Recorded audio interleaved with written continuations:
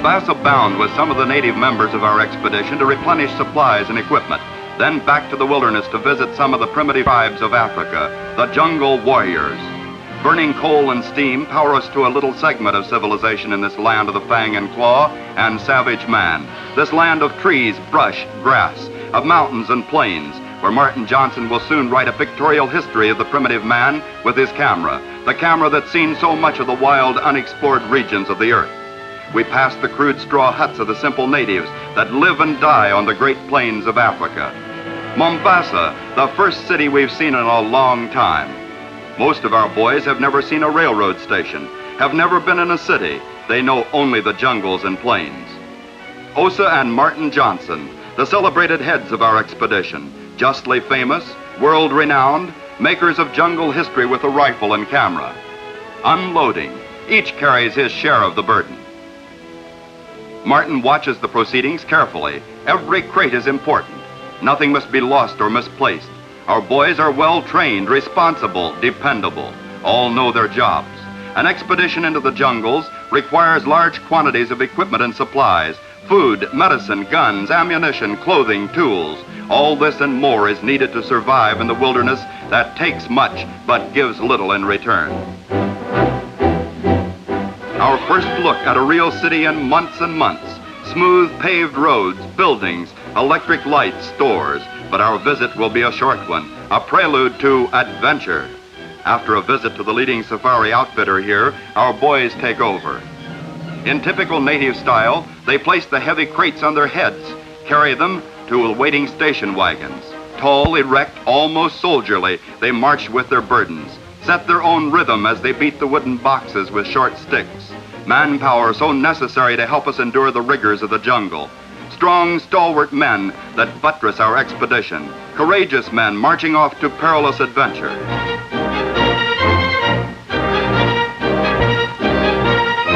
We ride on hazardous mountain roads, move slowly, laboriously.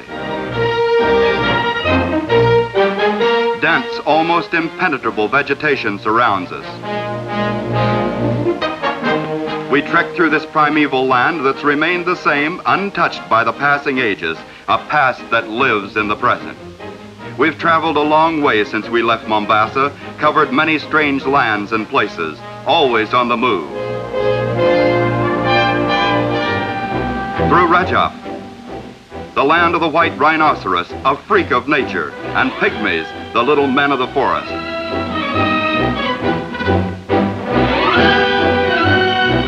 On we go. Nairobi, land of Simba, lion. The merciless jungle killer that prowls the plains, the jungles, dominates the region. Part of our trip is on inland waterways, a mighty river that flows through this wild area of the earth. Every knot takes us farther away from civilization, deeper into the primitive. In spite of the burning sun and humidity, Osa's in good humor. Nothing ever seems to shake her calm. She's always happy over a hot stove. Her greatest delight is the pleasure we get from eating the dishes prepared by her skilled hands. Suddenly, food is forgotten. Hippos on the river, not very far from us. Tons of giant beasts that can give us plenty of trouble. They look us over curiously. We keep our fingers crossed as we sail past them. We're not anxious for an encounter at this stage of our journey. Huge crocodiles, part of the scenery. After a night's sleep in her net-covered bed, Osa dresses for the day. Stinging, blood-sucking insects infest this region. Wasps, gnats, tsetse flies, tiny flying killers whose bite is often deadly. The river bank is alive with vicious crocodiles. Osa wants a picture of them at close range. And what pictures? The pitiless killers in their natural habitat, jaws like steel traps, lined with myriads of teeth of needle-point sharpness. One snap cuts a man in half. Into the river to seek their prey, lay in wait for some unfortunate, unsuspecting animal that comes down for a drink. Protected by netting, Osa gets her pictures of the crocodile. The air is filled with flying insects trying to get in a sting or bite. And some of them do, in spite of her precautions.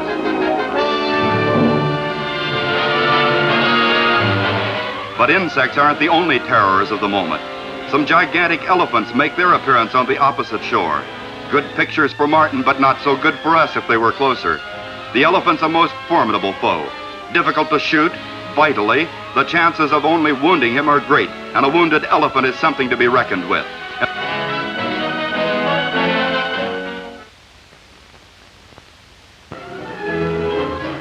We visit the Ubangis.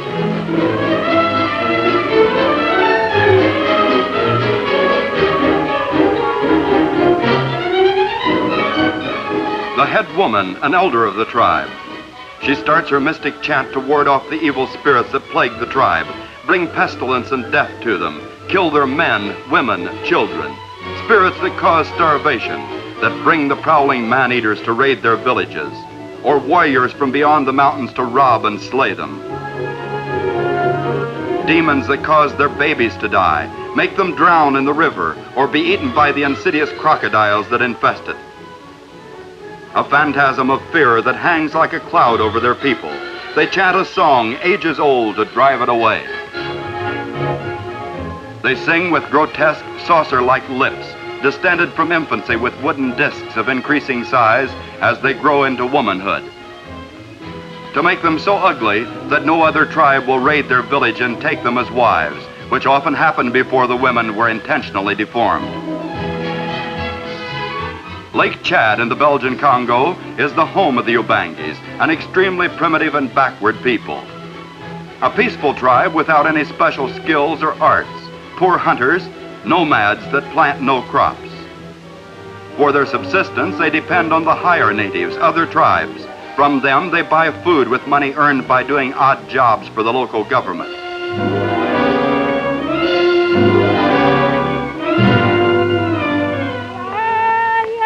People that live from day to day, no future, a static past. People that haven't changed in thousands of years. Weird strains issue forth from a primitive stringed instrument, strings made from reeds that grow in the jungle swamps.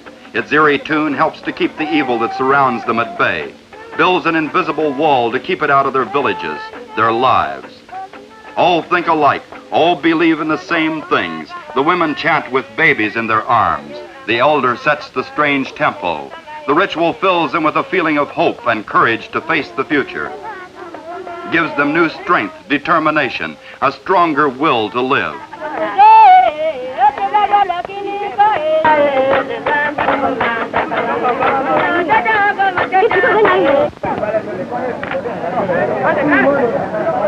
They pick up the coins that we toss to them, money to buy food, their prime necessity, scarce, almost non-existent money that they rarely see, rarely have, money precious to the touch, money that helps to fill their empty, yearning stomachs.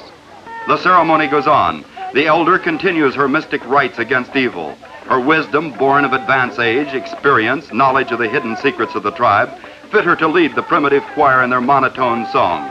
She's a warrior of the chant that battles the strange forces and beliefs that dominate their simple, superstitious lives, an endless conflict with never a victory for them. But they never give up the fight. They pay homage to their gods with a dance. Each step is a prayer to them. Closer to the source of the music. Small and slight of build, yet she holds strange powers within her that foil the preternatural. A face that mirrors sorrow, suffering. All have seen misery. Joy is an unknown emotion here. The dance to keep the specter of death away from their tribe. Their women, their men, children, livestock. They dance so that all may live. None are too young to witness this.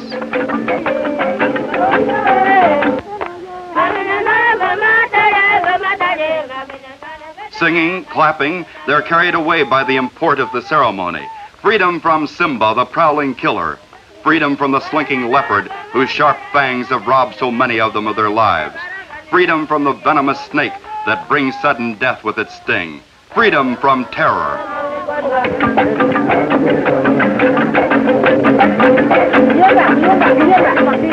Every discordant note cuts into the heart of their oppressors, tyrants, enemies. Their foes that spare none of them, victimize all, men, women, children, the young and old. They follow their mentor in song, supplicate the friendly gods to protect them from harm.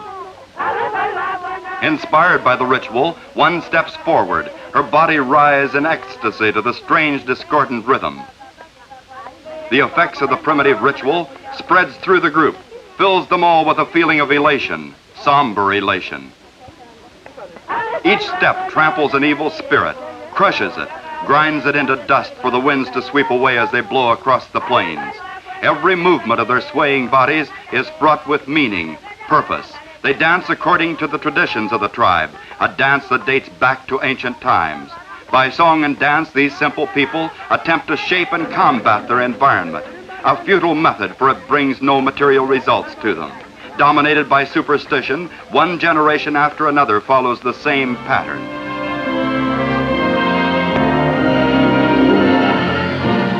Martin's out to get some more pictures of one of the biggest and heaviest animals in the world, the hippopotamus.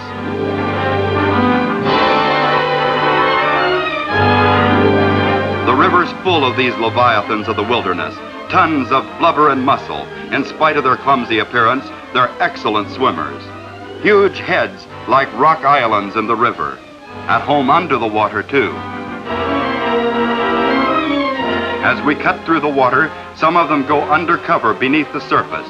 Martin's having a field day with his camera.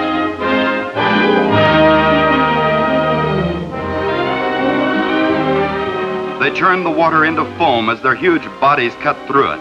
About 3 tons of giant hippo cruising along like a dreadnought. If he ever hits us, our boat would be smashed to splinters, and so would we. Standing in shallow water, this one shows how really massive he is. He seems to resent our presence, decides to do something about it, goes into deeper water, heads toward us. Huge waves are set up in the wake of the swimming killer as he charges our boat. Osa levers the rifle, but there's little chance of escape. Suddenly, almost upon us, he stops. He veers angrily away and swims off at top speed. We all breathe a sigh of relief at our narrow escape from death. Another giant, another great massive animal, only his huge head visible. His mouth opens, a huge cavern, closes it with a crash that echoes across the water. The telephoto lens gives an excellent close-up of the huge brutes. Another one with mouth wide open, his giant tusks exposed. We leave this perilous area while the going's good.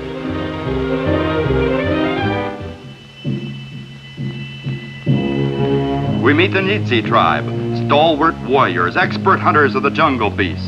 They stare at Martin's camera with eyes that have never seen a machine of this kind before. They're about to begin the ceremony of the hunt, a ritual to invoke their mungus, their gods, for protection and victory over the man-eaters of the jungles. Before they start, the hunters pose for Martin, strong, well-proportioned men of the jungles. Their faces radiate strength, courage, determination, strong will. The warriors that defend their tribe against the ravages of the prowling marauders, the raids of other warlike people. The Kabbalah begins. Others rise and take part in the beating of the drums, then lower themselves to the ground behind the drums. Every beat of the drums is a pagan prayer to their gods. A musical message to them that flies through space into the great unknown. A peculiar rhythm that reaches the dark world of the supernatural, begging for strength and courage.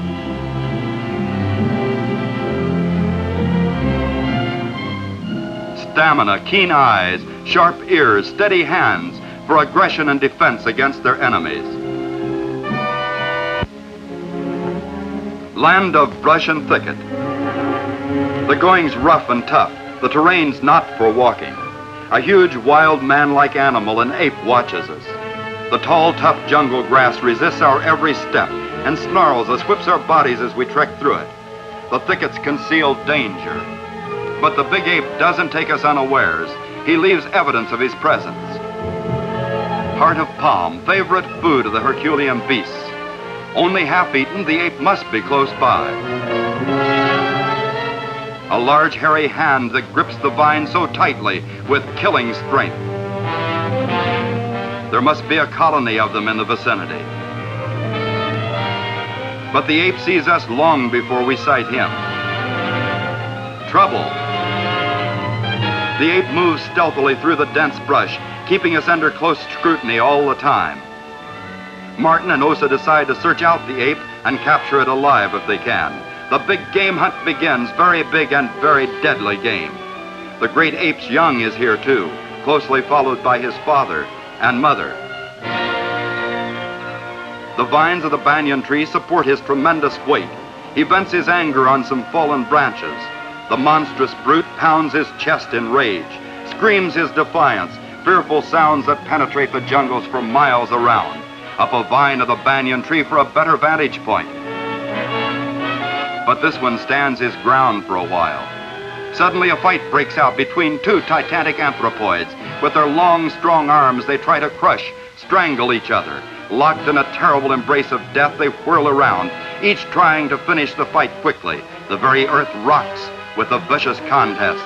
They fight on, while another giant watches them. The battle rages. Heavy blows are struck on both sides. Sharp fangs are brought into play. Crushing forces are unleashed. They scream in fury in the terrible give and take of the fight, each absorbing blows that would kill instantly a man. Their struggles bring them close to the trees. The vanquished ape escapes up the vine. The victor runs off into the jungles to nurse his wounds, recoup his spent strength. Deep into the dense wilderness, followed by another killer that takes advantage of his weakened condition. The little one loses his parents in the melee, finds himself alone for the first time. Lost, he walks aimlessly about, feeling very insecure. Back to the thickets.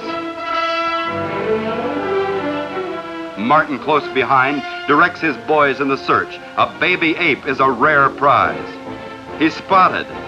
Aping his elders, the little one beats his chest in victory.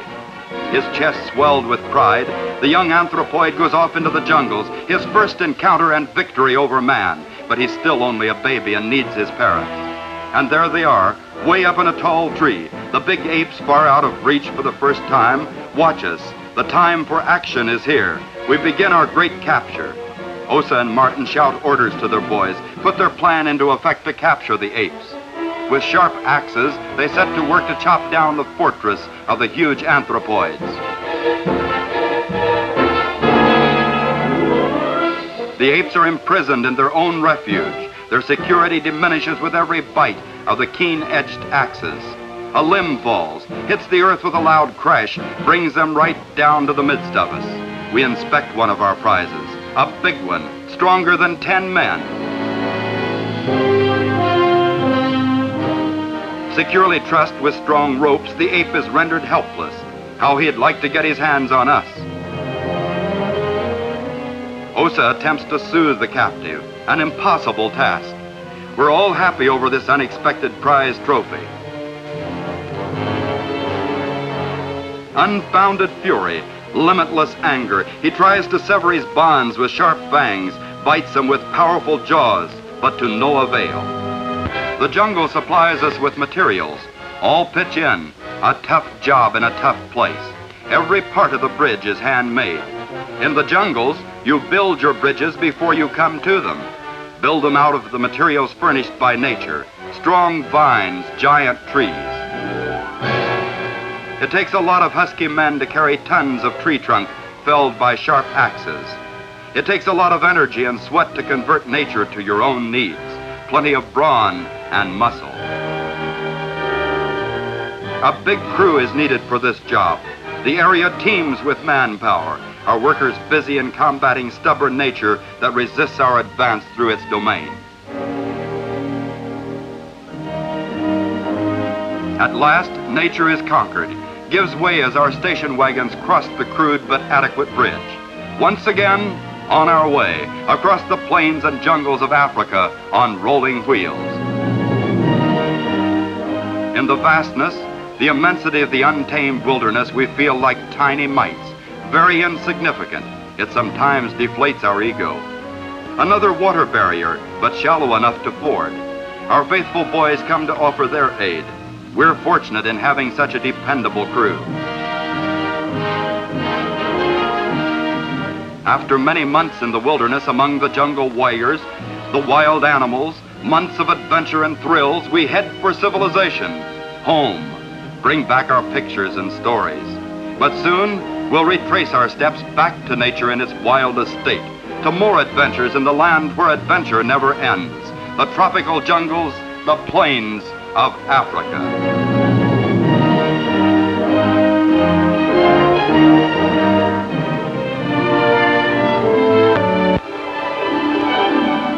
A peaceful section of the African wilderness where we settle down for a while.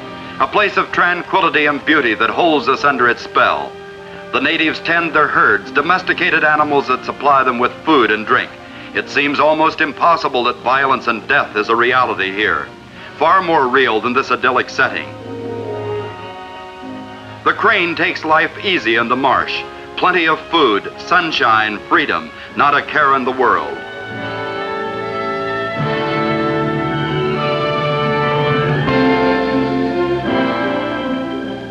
Osa Johnson is getting a much-needed rest in this paradise. Chickens just like home and then some.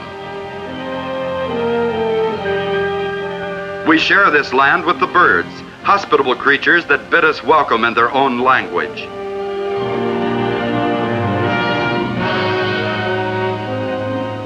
A native makes himself useful. The produce of Osa's garden, homegrown carrots, cabbages, and other vegetables. Succulent watermelons cultivated by her, big fellows loaded with sweetness, every bite a joy. Juicy tomatoes too. What nature doesn't provide here, we grow ourselves. This is Martin Johnson, one of the world's greatest outdoor photographers. Osa's broad-minded on all subjects, but when it comes to cooking, she has the first and last word. Some last-minute instructions from the master of the culinary arts. We look forward with pleasure to some very delectable fare. This industrious chap so busy with his shoveling, digging into the earth, what's he looking for?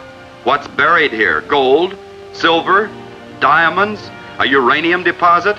Let's watch him while he works, and we're sure to find out his secret.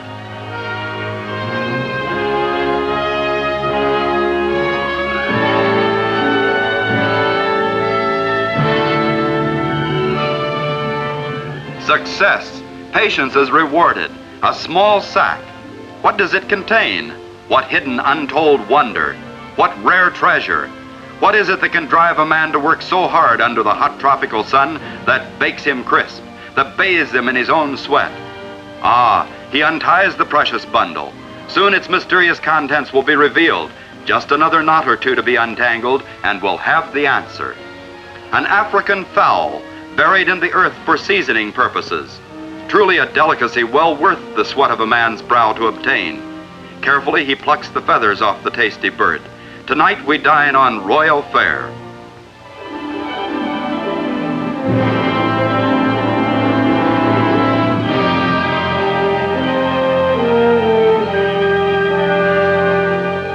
Beautiful scenery, lofty mountains.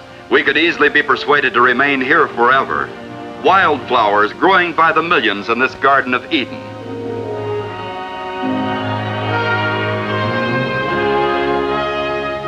Daisies, a whole golden field of them. Osa picks an armful of them to take back to camp.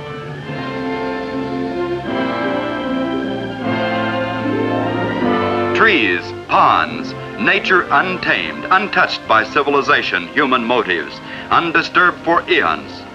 Our boys bring in fresh supplies. To exist in the jungles, many things are needed from the outside world. The flora abounds, sprouting from the bosom of Mother Earth. A lake, a natural swimming pool warmed by the sun. A body of water that's been here for thousands of years, long before even prehistoric man trod the earth.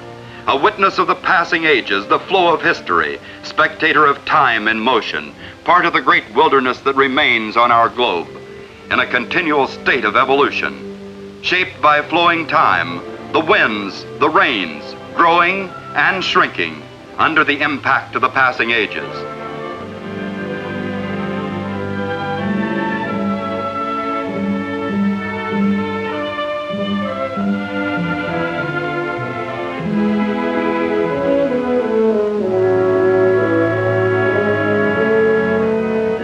A small animal catches Osa's attention.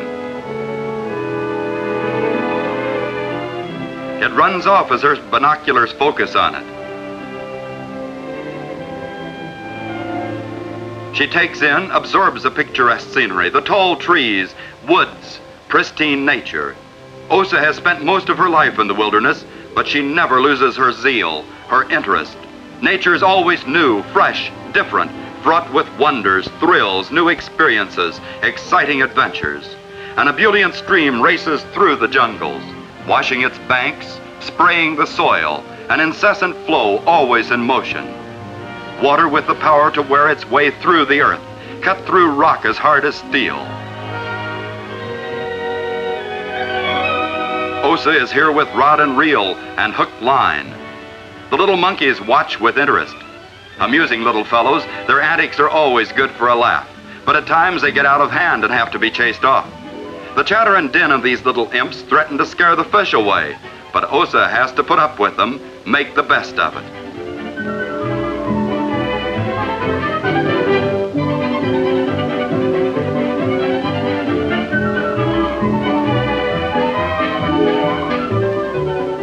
There's fish here and Osa's going to get some. Monkeys or not, take them right out of the water. Osa is patient, as a good fisherman should be. These waters hold treasures worth waiting for.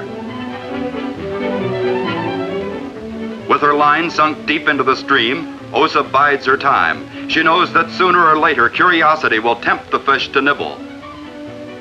A ruthless killer watches too, the warthog, one of the most dangerous, nastiest, evil-tempered animals in the jungles. He roams the plains and jungles ever ready for a battle. Attack him at your own risk. Even the vicious lion and leopard are wary of this slashing foe. The rod bends under the strain as a fish is hooked, but he's a goner.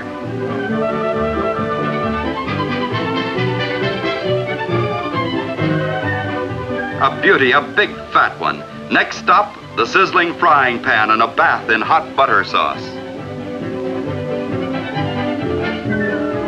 Suddenly Osa slips. A crocodile. Scared off. Thank heaven. Moving day. We've been here long enough. Now it's back to work. Martin's got to get his pictures. He little suspects what pictures. First he catches some giant hippos with his ever-alert lens. There's not much that he misses, but it would be rather difficult to miss anything as large as a hippopotamus. Into the river for a cooling swim, showing off to their audience. No sign of stage fright. The river is their stage. We watch them from a comfortable distance. On the surface or under the water, it makes little difference to them. A combination of dreadnought and submarine, versatile swimmers.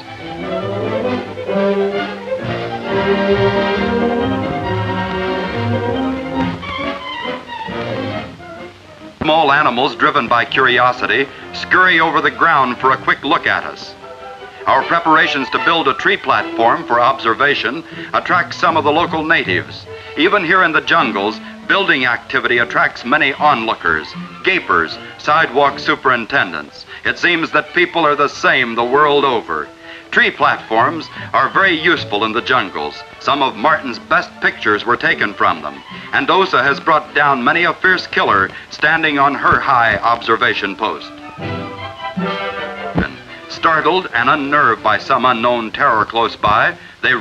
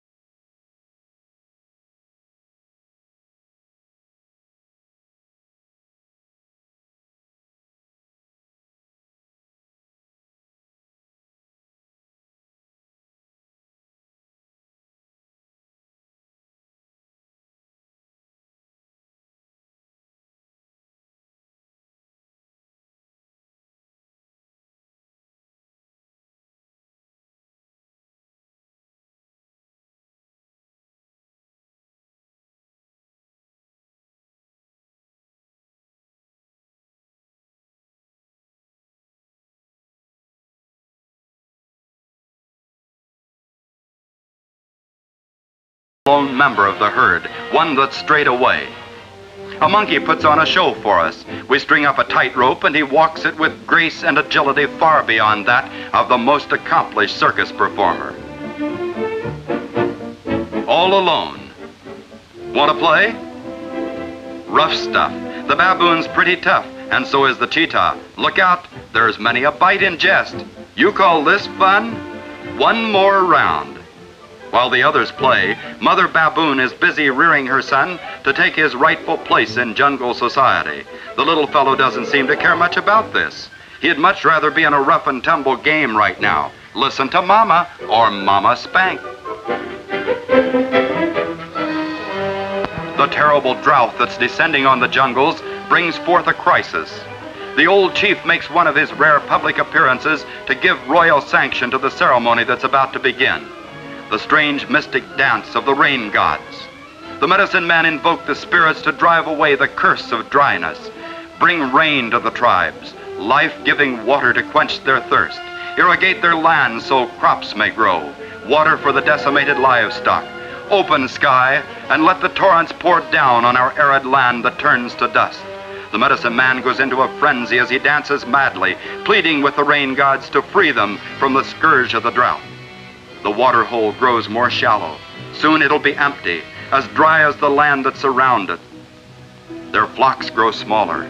The great herds shrink. Even the camels feel the pangs of thirst. Animals, wild and domestic, all with one craving. Water, water, water. All on the move, searching for the same thing, a liquid that's the most plentiful thing on the earth. Water. Oceans of it. Rivers, streams, brooks, but none here.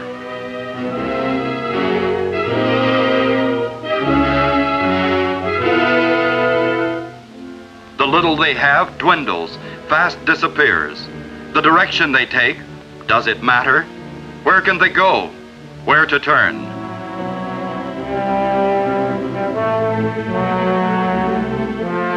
The camels, the ships of the desert, walk the arid plains, mile after mile in search of the precious fluid, all seeking for an unknown oasis.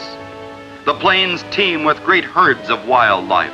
Martin's camera takes in this amazing sight. Wild animals as far as the eye can see, stretching far out across the plains, in all directions. Refugees of the drought, stunned with fear, victims of impending doom, ensnared in a catastrophic web. They're gathered here, a great mass meeting of the animal kingdom, confused, helpless, in the grip of something beyond their comprehension, ruled by the law of the survival of the fittest.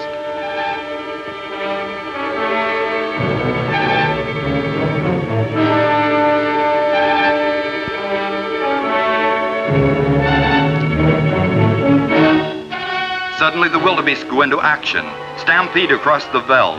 The earth trembles under the impact of their pounding hoofs. No longer passive, they cover ground.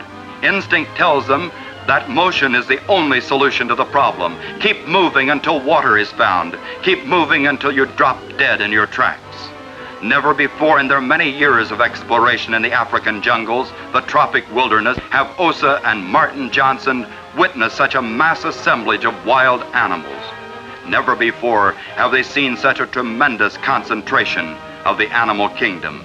Countless thousands of hapless beasts driven out of the jungles by a growing thirst that throttles them one by one with every tick of the clock, with every passing day that brings no relief. Martin gets it all on film, reel after reel of amazing, terrifying pictures.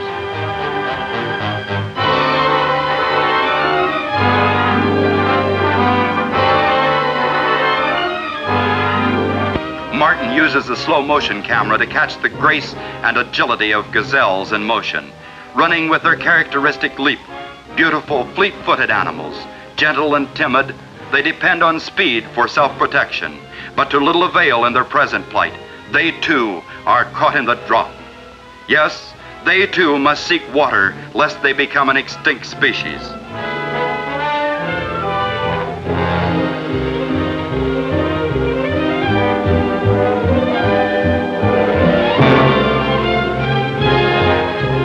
Giraffes are panic-stricken and bound off through the jungles, tall, ungainly creatures running for their lives.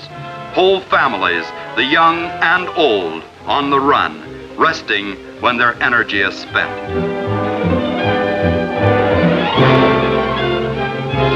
Standing now, but soon they'll be off searching for the most elusive substance in the jungles, water.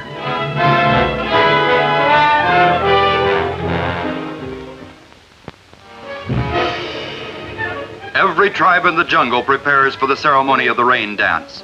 All are afflicted by the terrible blight. Their only way of fighting this thing, an appeal to the supernatural. Ruled by superstition, they put their hopes, faith, in the incantations of the medicine man. The dance is wild and impassioned, the tempo savage. It beats its way through the entire tribe, gives them courage, hope, faith that rain will soon fall and wash away their misery.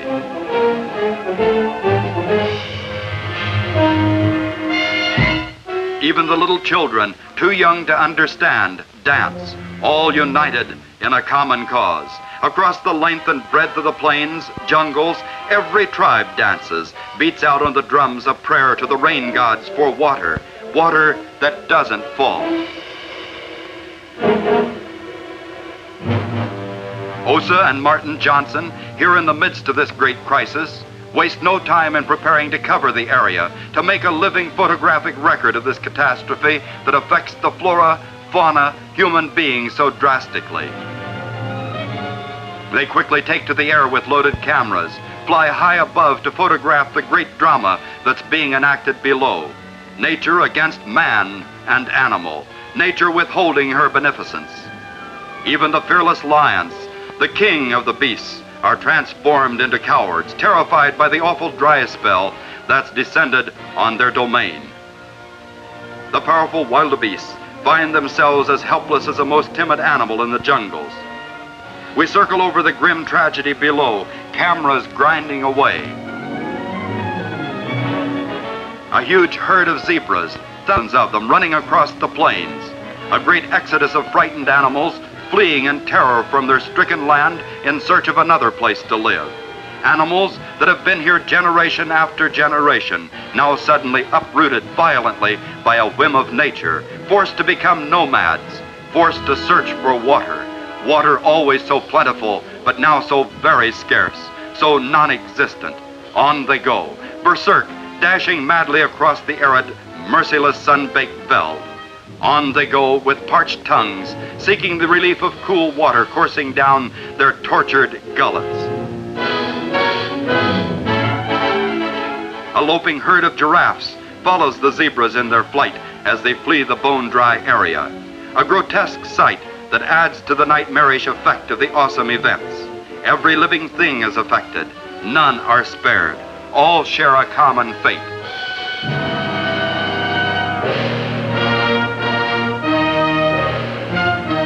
A herd of giant elephants caught in the maelstrom, accompanied by a flock of ever-present white herons, birds always with the huge beasts, powerful, formidable beasts of Herculean strength. Yet they too must lumber along, traversing the land in search of water to keep life in their huge frames.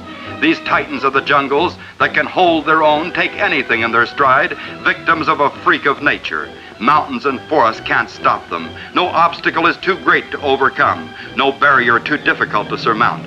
Fearsome beasts that command the respect of the wilderness, the big game hunter, the native tribes, heavy brutes that rock the earth with every step, yet helpless now, confused by this sudden change in their way of life. Osa and Martin fly over this vast tract of arid land, barren earth that can support no life, mile after mile of desolation. A monotonous stretch of terrain unbroken by a river, stream, brook. Not even a water hole in sight. We keep flying. There must be water ahead.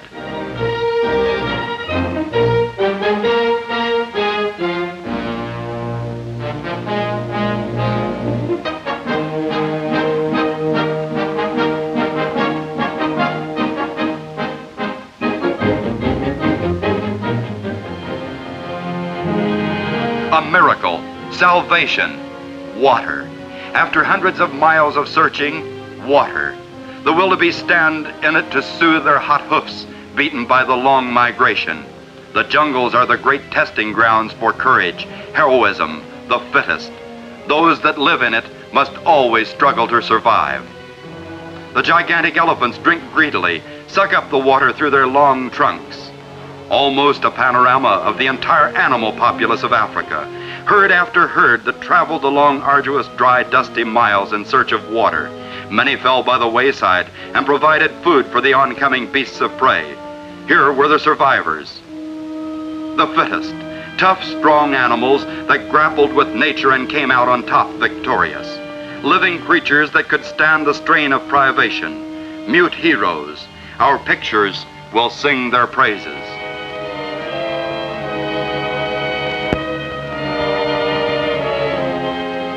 The great drama ended, we take off for civilization with the most remarkable jungle pictures ever photographed. Pictures that will ever remind us that life is very uncertain in the tropical wilderness that still remains on the face of our earth.